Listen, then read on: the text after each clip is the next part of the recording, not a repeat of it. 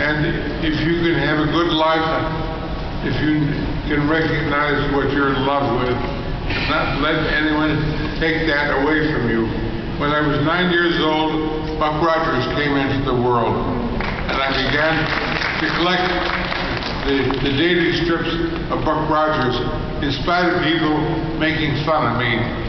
When I was 12 years old, I fell in love with the Barstool stories of Edgar Rice Burroughs.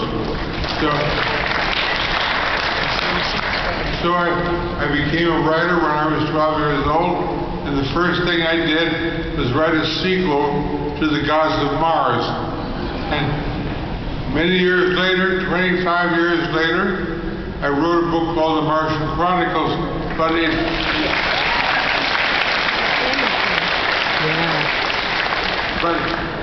my Mars is the Mars of Edgar Rice Burroughs.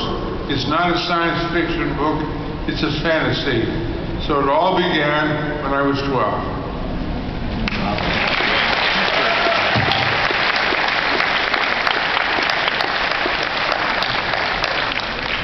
Ray, you've told us personally, and you've told audiences, that because John Huston treated you so badly on some occasions, not always, that you got even with him by writing a story. Do you want to talk about that little story? It's a very funny story. How you getting even?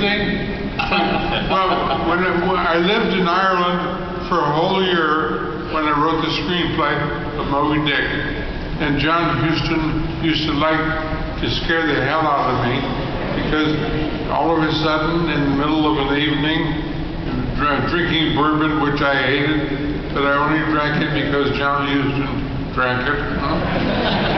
And all of a sudden, John would say, hear that sound outside the house? Rick, did you hear that? You know what that is? That's a banshee, Rick.